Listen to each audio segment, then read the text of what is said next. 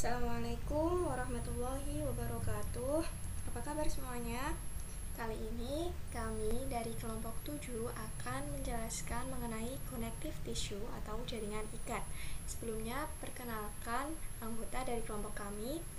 Yang pertama ada Muhammad Haris Majidatul Khair, NIM 56. Kemudian ada Mbak Rika Elvana, NIM 43. Dan saya sendiri Nisa Makarima, NIM 70. Nah, apa sih yang akan kita bahas mengenai jaringan ikat ini? Yang pertama, kita akan membahas tentang sel dari jaringan ikat. Kemudian yang kedua, kita membahas tentang serat yang ada pada jaringan ikat. Kemudian ada substansi dasar, dan yang terakhir kita akan membahas tipe-tipe dari jaringan ikat itu sendiri atau macam-macam dari jaringan ikat. Nah, untuk materi yang pertama yaitu cell of connective tissue atau sel dari jaringan ikat akan saya jelaskan di video ini. Kemudian yang kedua tentang serat akan dibahas oleh Mbak Rika Elvana di video lain.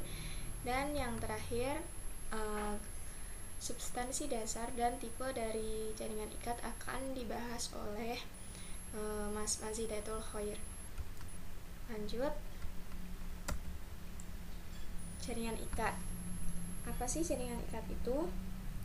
Jaringan ikat ini merupakan jaringan yang menyediakan matriks yang mendukung dan secara fisik menghubungkan jaringan dan sel lain bersama-sama untuk membentuk organ tubuh. Nah,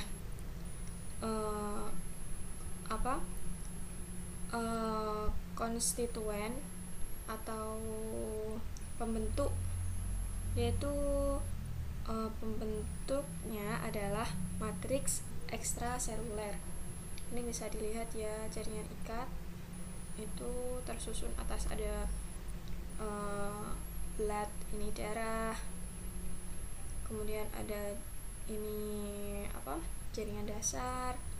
Kemudian ini untuk serat-seratnya, serat protein itu ada serat elastik, ada serat kolagen, ada serat retikular.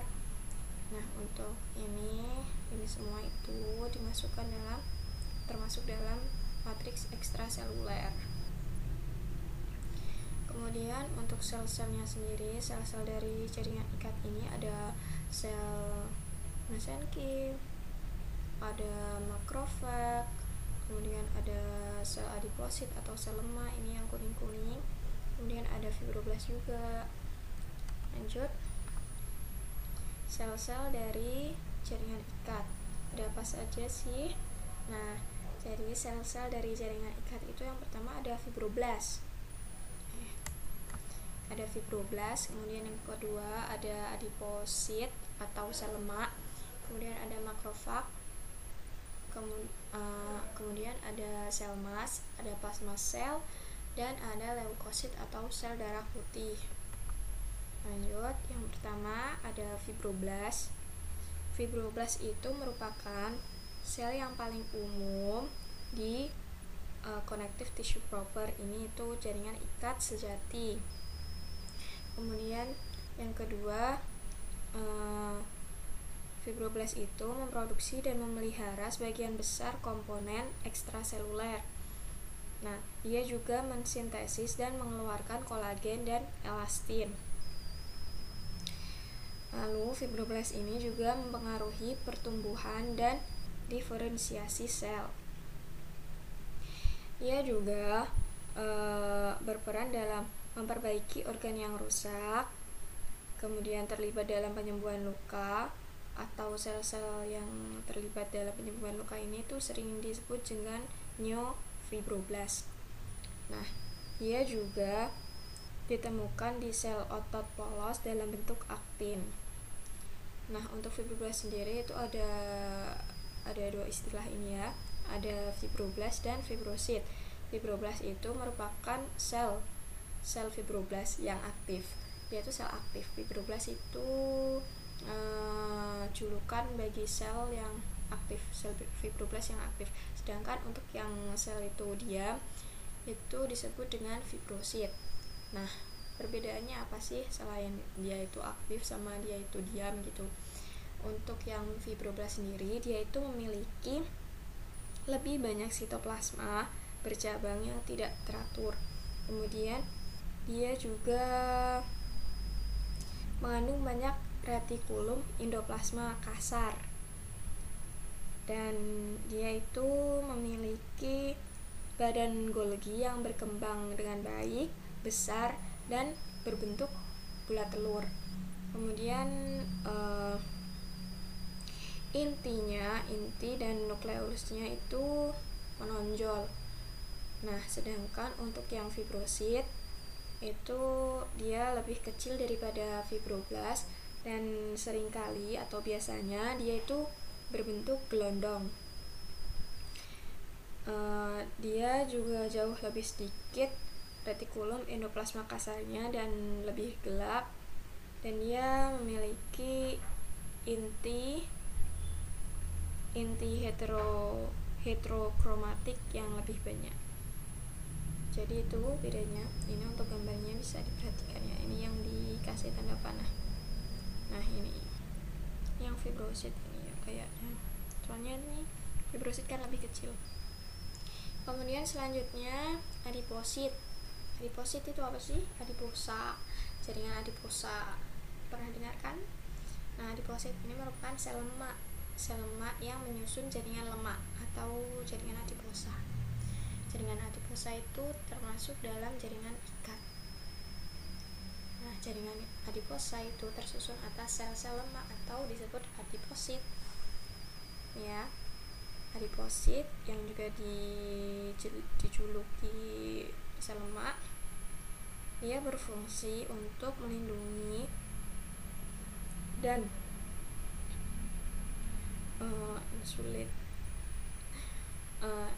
dia itu melindungi kulit dan organ lain. Jadi lemak itu kan kayak bantalan gitu, jadi dia kayak melindungi dari benturan, mencegah benturan, bukan mencegah sih, dia melindungi itu biar jaringan di bawahnya itu enggak terluka. Kemudian adiposit itu atau sel lemak itu merupakan sel turunan mesenkim yang dikhususkan untuk penyimpanan sitoplasma lipid sebagai lemak netral, atau dia itu lebih jarang memproduksi panas gitu. Untuk sel lemak sudah ya. Kemudian selanjutnya makrofag. Nah, dengarkan makrofag di di sistem kekebalan mungkin sering disebut.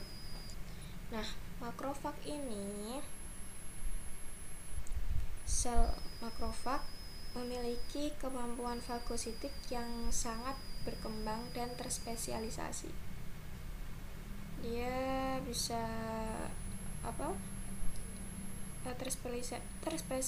terspesialisasi pada jenis inflamasi tertentu. Tiap sel itu punya tugasnya masing-masing yang terspesialisasi itu. Kemudian makrofag ini juga disebut sebagai histiosit. Kemudian bentuk permukaannya itu tidak teratur dengan lipatan, tonjolan, dan lekukan. Untuk bentuknya itu disesuaikan dengan fungsinya yang terspesialisasi tadi ya. Kemudian dia memiliki aparatus Golgi atau memiliki badan Golgi yang berkembang dengan baik dan memiliki banyak lisosom. Tahu kan kenapa dia banyak lisosom? Nah, dia kan berfungsi untuk istilahnya dia perang dengan musuh gitu kan. Nah, lisosom ini kan fungsinya juga kayak gitu, kayak memakan, kayak membunuh kuman-kuman atau penyakit atau benda-benda asing yang masuk ke dalam tubuh. Itu kan fungsi lisosom yang pernah kita pelajari di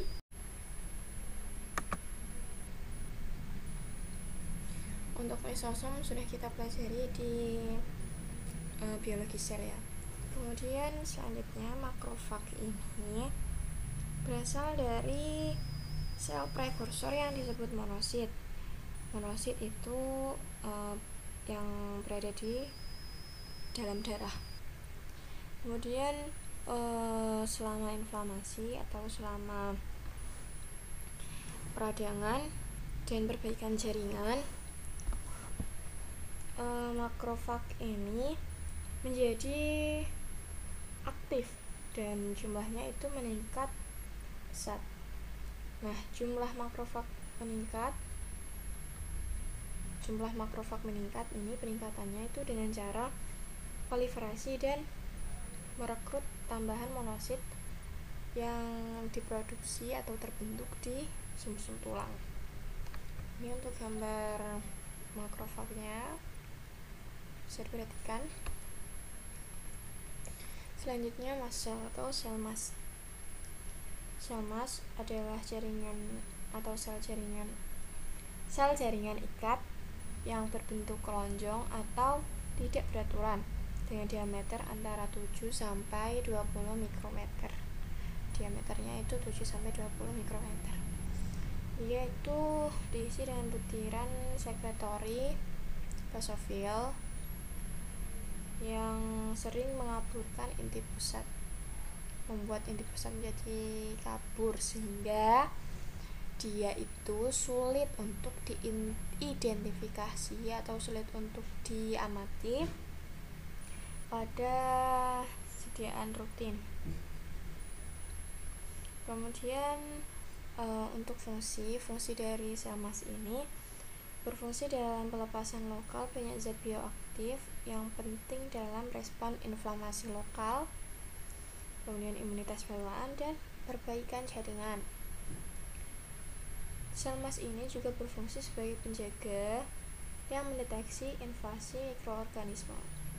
Jadi itu dia kayak satpam yang menjaga agar mikroorganisme lain atau zat-zat yang berbahaya di luar sel itu tidak masuk ke dalam sel. Seperti itu. Ini untuk gambar dari mast cell. Ini ya. Ini. Lanjut.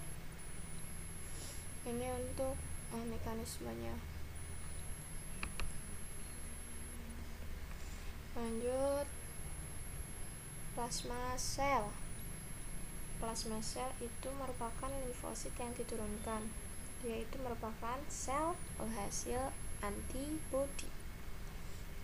Nah, dia itu memiliki sitoplasma basofil yang kaya akan retikulum endoplasma kasar dan badan Golginya itu besar. Rata-rata rentang hidup sel plasma ini hanya 10-20 hari. Ini untuk gambarnya, gambar dari sel plasma. Ini terlihat ya ini. Lanjut, leukosit atau sel darah putih. Ini so-called white blood cells, juga disebut sel darah putih. Nah, sel-sel sistem kekebalan yang terlibat dalam melindungi tubuh dari penyakit menular dan penyerangan asing. Tuh, leukosit. Leukosit itu sel-sel sistem kekebalan tubuh. Kebanyakan dari sel leukosit ini atau sel darah putih ini berfungsi dalam jaringan ikat hanya selama beberapa jam atau beberapa hari, kemudian dia mengalami apoptosis. Apoptosis itu apa? Apoptosis itu kayak mekanisme penghancuran sel yang terprogram, yaitu dia udah menjalankan fungsinya. Nah, kalau udah menjalankan fungsinya, dia itu kan udah nggak berguna lagi kan. Nah, maka dari itu dia itu hancur kehancuran yang terprogram agar nggak ya gitu. Ya, sekian untuk materi dari sel jaringan ikat. Untuk materi selanjutnya akan dijelaskan oleh Mbak Rika Elvana. Padanya dipersilahkan. Baik, di sini saya akan menjelaskan tentang serat. Serat ini merupakan komponen fibrosa dari jaringan ikat yang merupakan struktur memanjang yang terbentuk dari protein yang berpolimerisasi setelah sekresi dari fibroblast. Serat-serat ini didistribusikan secara tidak merata di antara berbagai jenis jaringan ikat, dengan jenis serat yang dominan memberikan sifat jaringan yang paling spesifik. Nah, di sini ada 3 jenis serat, yaitu yang pertama serat kolagen, yang kedua serat retikuler, yang ketiga serat elastik. Dapat dilihat di gambar sebelumnya, ini adalah serat, ada 3 jenis, yaitu serat elastik, serat kolagen, dan serat retikuler. Lanjut, yang pertama yaitu serat kolagen. Kolagen merupakan protein yang memiliki kemampuan untuk membentuk berbagai serat ekstraseluler, lembaran, dan jaringan yang semuanya sangat kuat dan tahan terhadap gaya geser dan robek.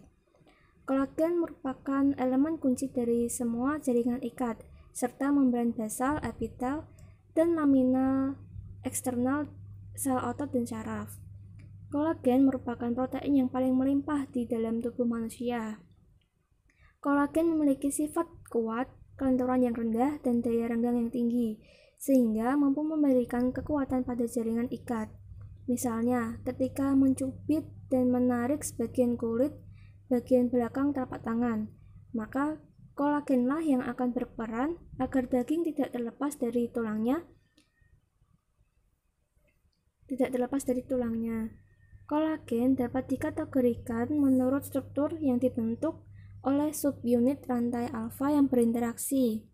Yang pertama yaitu kolagen fibrilar, terutama kolagen tipe 1, 2, dan 3, memiliki subunit polipeptida yang berkumpul untuk membentuk fibra besar yang terlihat jelas pada mikroskop elektron atau cahaya.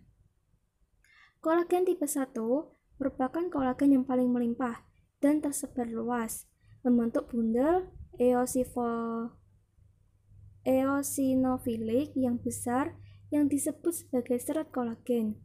Ini sering mengisi pada jaringan ikat, membentuk struktur seperti tendon, kapsul, organ, dan dermis.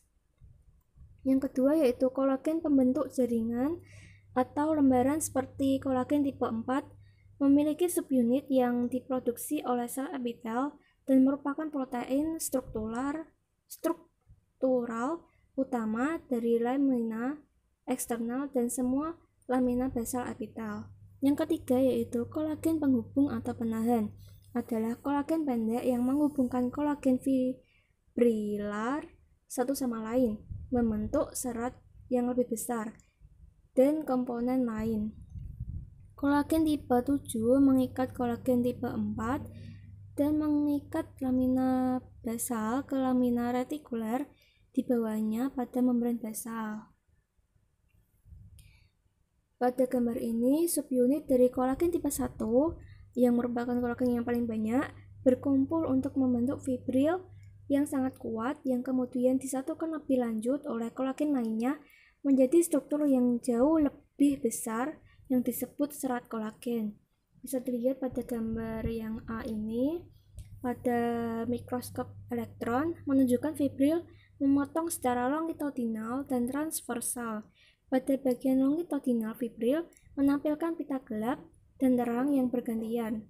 Dalam potongan melintang, ujung potongan molekul kolagen muncul sebagai titik-titik.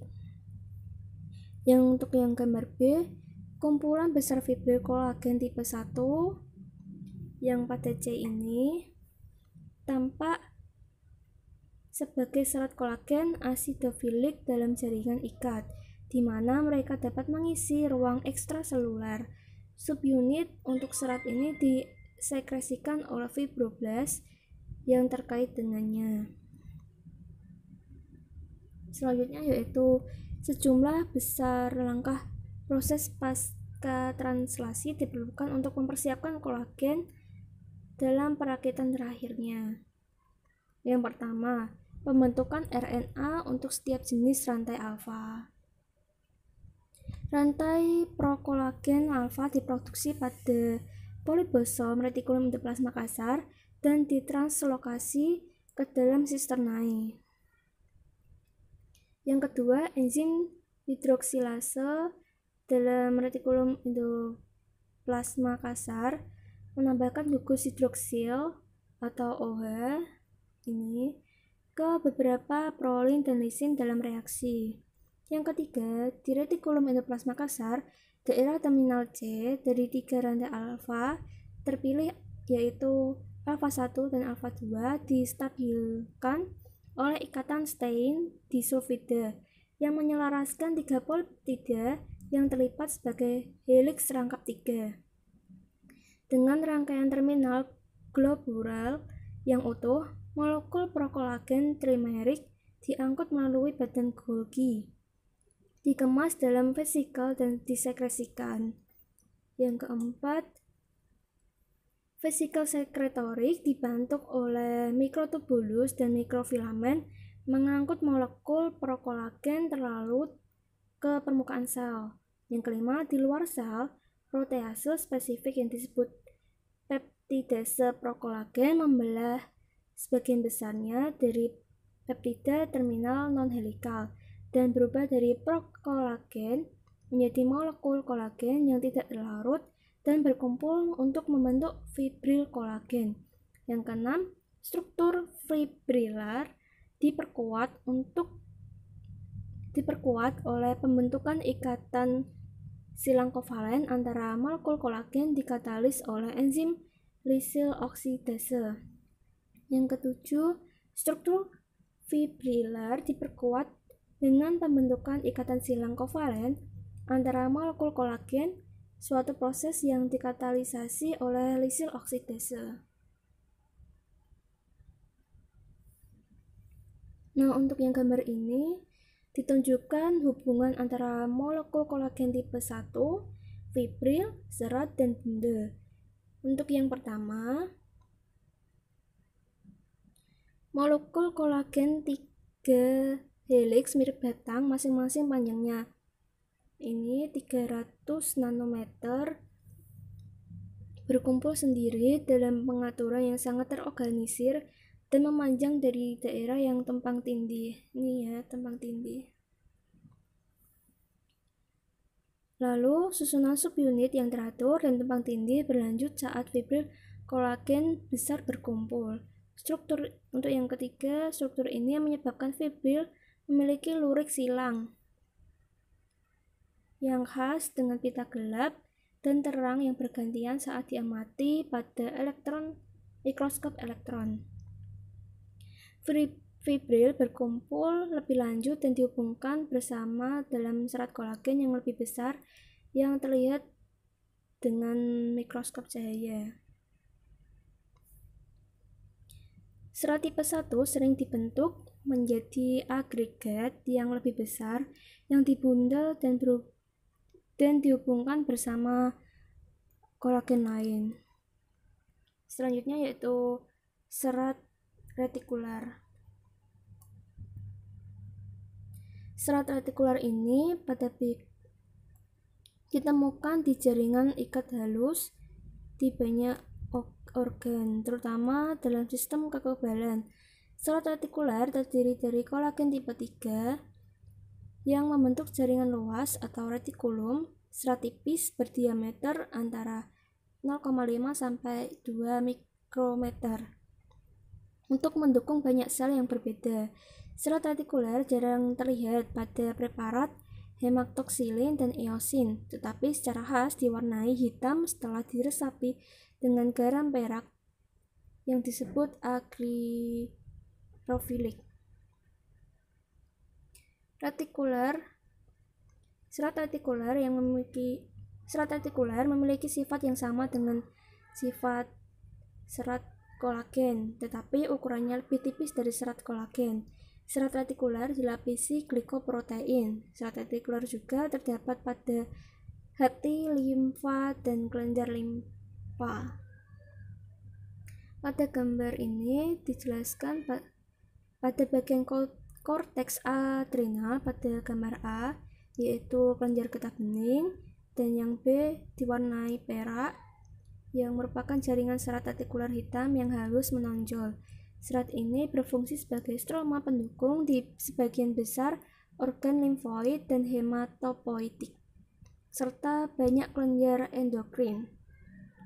Serat ini terdiri dari kolagen tipe 3 yang sangat terglikosilasi, menghasilkan agrofilia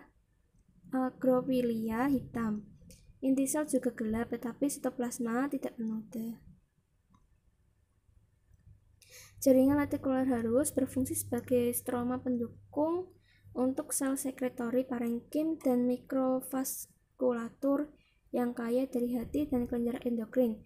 Serat artikuler yang melimpah juga menjadi ciri stroma jaringan hemopoietik atau dalam kurung sumsum tulang, limfa, dan kelenjar getah bening, di mana mereka mendukung populasi sel yang berkembang biak dan sel fagositik yang berubah dengan cepat.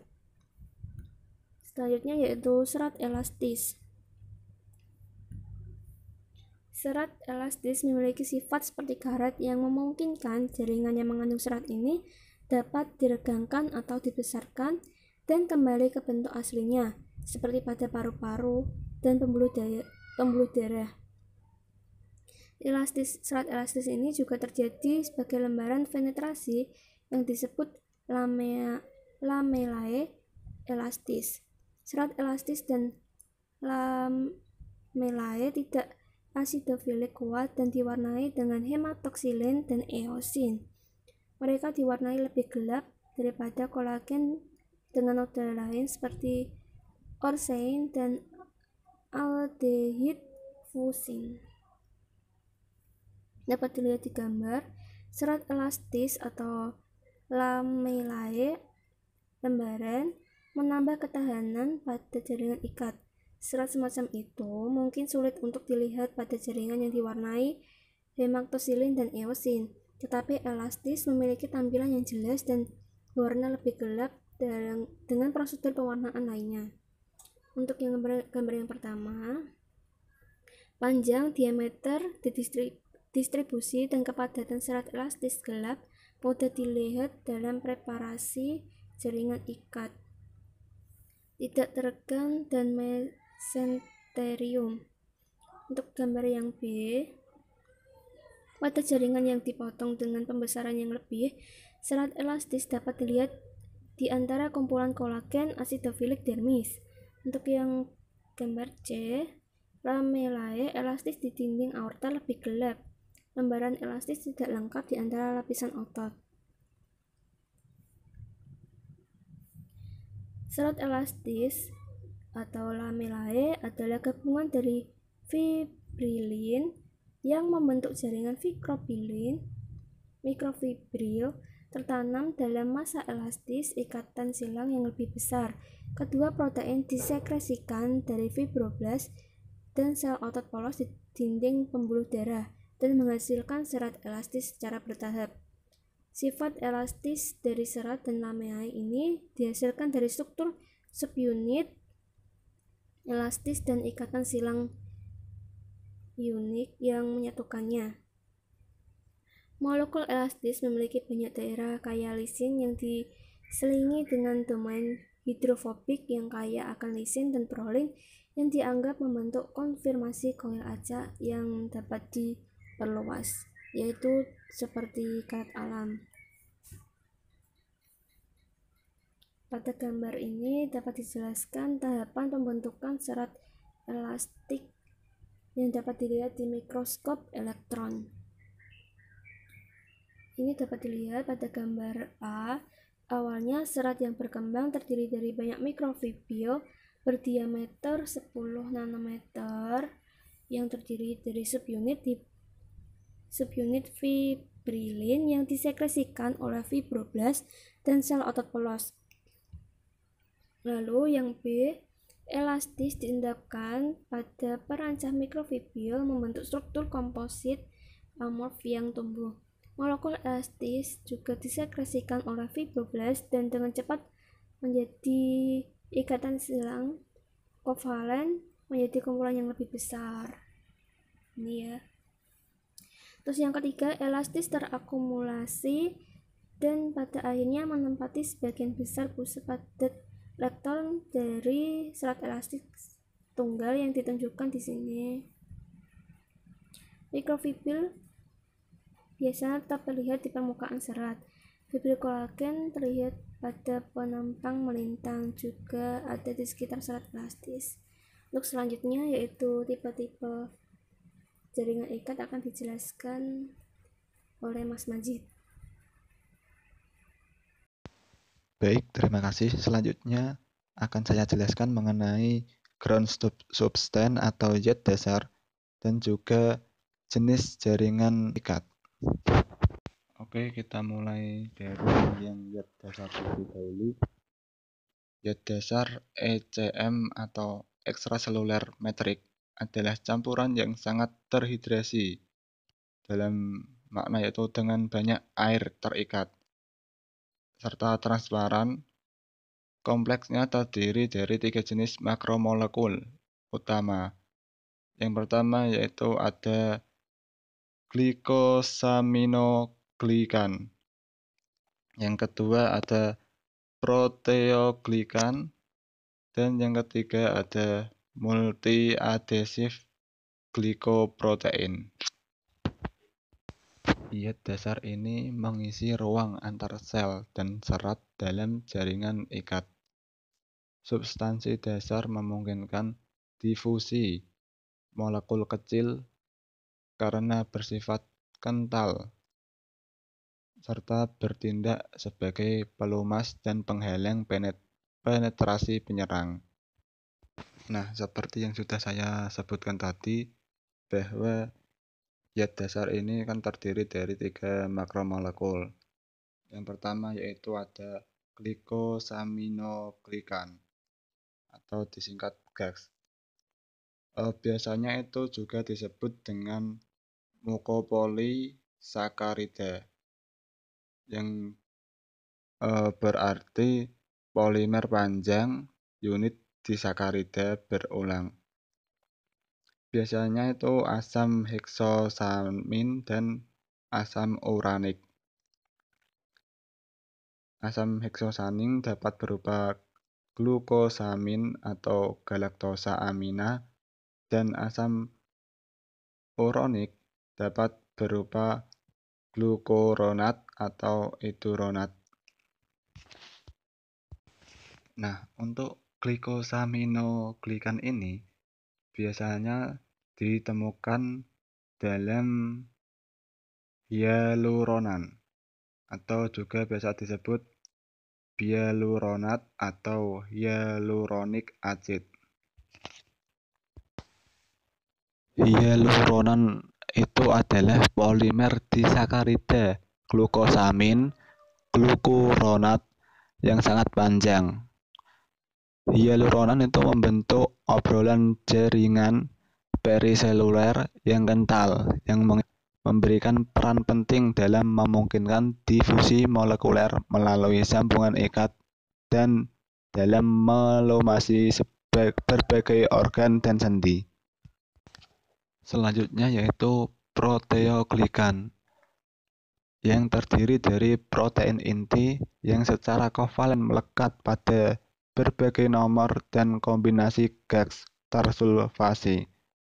Seperti glikoprotein, mereka disintesis pada Re kasar, matang di badan Golgi, di mana rantai samping GAGS ditambah dan disekresikan dari sel melalui eksositosis.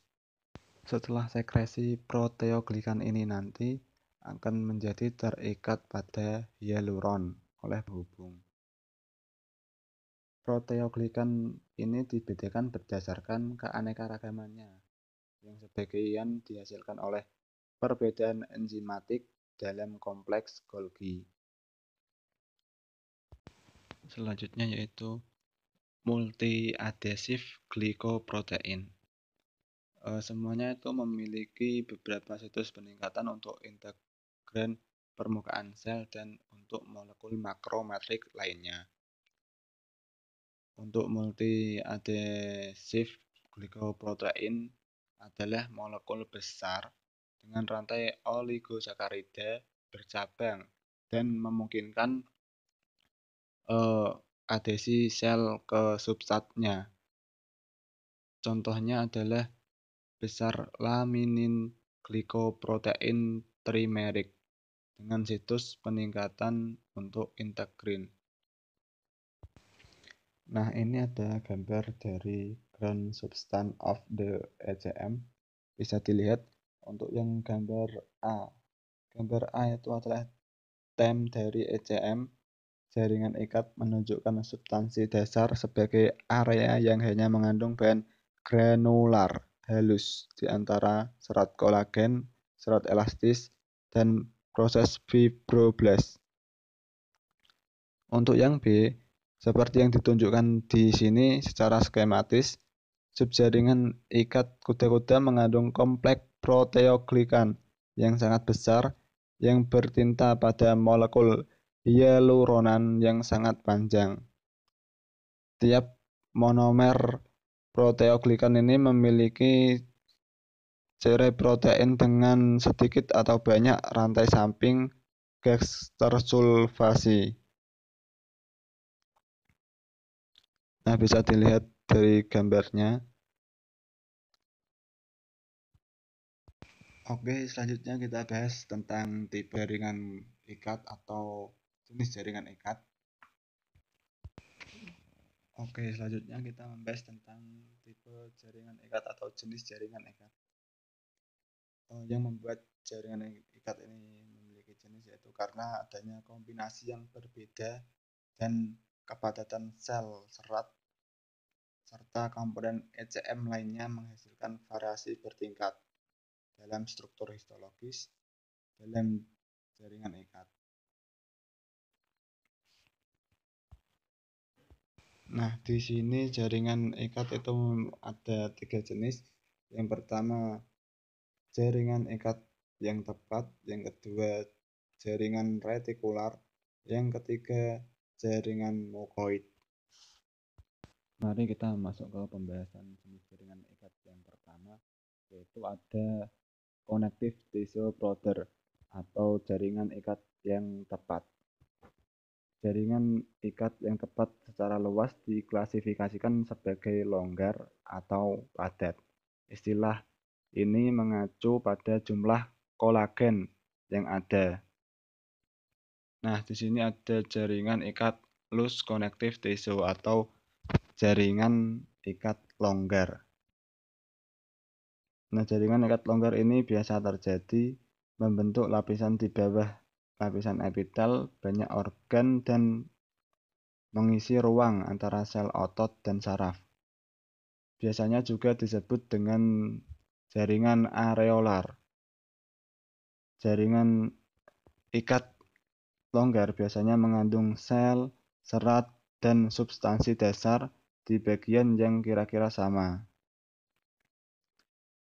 Sel yang paling banyak adalah fibroblast, tetapi jenis sel jaringan ikat lainnya juga biasanya ditemukan bersama dengan saraf dan pembuluh darah kecil.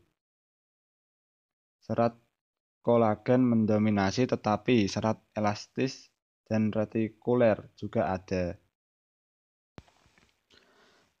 Untuk jaringan eksistensi yang halus, yaitu fleksibel, terlalu tahan terhadap stres. Selanjutnya yaitu jaringan ikat padat, memiliki komponen yang mirip dengan jaringan ikat longgar, tetapi dengan lebih kecil sel. Sebagian besar fibroblast yang kolagen tipe 1 yang dibandel serat di atas substansi dasar, melindungi organ dan memperkuat secara struktural. Lalu untuk yang jaringan ikat padat tak beraturan, berkas serabutnya kolagen itu tampak terjalin secara acak tanpa ada kepastian orientasinya. Jaringan kolagen 3 dimensi yang tangguh memberikan ketahanan terhadap stres dari segala arah. Contohnya itu jaringan ikat padat tidak beraturan termasuk dermis dalam lapisan kulit dan kapsul yang mengelilingi sebagian besar organ. Nah, ini ada gambarnya dari loose connective tissue and dense irregular connective tissue. Bisa dilihat dan dipahami. Contoh dari jenis jaringan ikat yang ditunjukkan di sini menunjukkan hubungan dosis yang sering terjadi antara kedua jenis ini. Jaringan ikat longgar dari kelenjar mengandung zat dasar yang bernada samar dengan serat halus kolagen dan sering membentuk lapisan tipis di dekat epitel. Sementara yang pada tidak beraturan membentuk lapisan yang lebih tebal dan lebih kaya pada kumpulan kolagen yang lebih besar. Adalah gambar dense regular connective tissue. Yang A itu mikrograf menunjukkan bagian longitudinal jaringan ikat padat di tendon.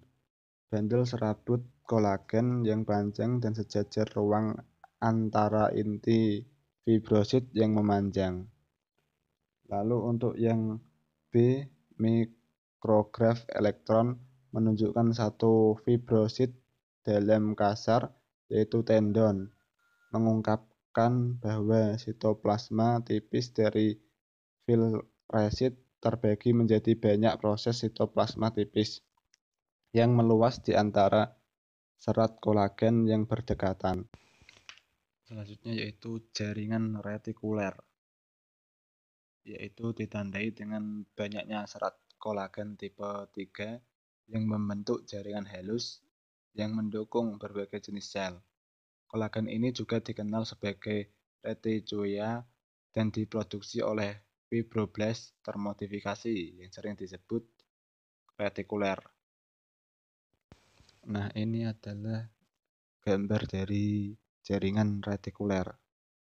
Yang gambar A itu diagram hanya menunjukkan serat dan sel retikuler yang terpasang bebas, sel transien tidak terwakili. Serat retikuler dari kolagen tipe 3 juga disebut sebagai retikulin.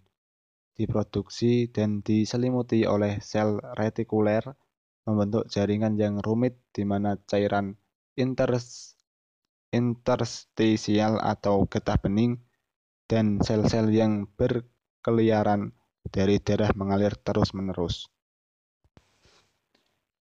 Lalu untuk yang B yaitu mikrograf yang menunjukkan bagian kelenjar getah bening di mana serabut retikuler di garis hitam tidak beraturan. Selanjutnya yaitu jaringan ikat mukoid atau biasa disebut mukosa, adalah komponen utama dari tali pusat janin yang disebut sebagai jelly Wharton. Dengan bahan dasar yang melimpah terutama terdiri dari hyaluronan, jaringan mukoid terbentuk agar-agar dengan serat kolagen yang jarang dan fibroblast yang tersebar. Termasuk di antara sel-sel fibroblastik adalah banyak sel batang mesenchia yang sedang dipelajari untuk potensinya dalam pengobatan regeneratif. Jaringan ikat mirip dengan jaringan yang ditemukan di ruang vitreous malam dan pulpa canta gigi muda. Nah, ini adalah gambar dari mukoid tisu atau jaringan mukoid. Bagian tali pusat menunjukkan fibroblast besar yang dikelilingi oleh sejumlah besar ECM yang sangat longgar, yang terutama mengandung zat dasar yang sangat kaya akan hyaluronan dengan gumpalan kolagen. Secara histologis, jaringan ikat mukoid atau mukosa ini menyerupai mesenkim embrionik dalam banyak hal dan jarang ditemukan pada organ dewasa. Cukup sekian pemaparan materi tentang jaringan ikat dari kelompok kami. Apabila ada kesalahan kami mohon maaf. Semoga bermanfaat. Wassalamualaikum warahmatullahi wabarakatuh.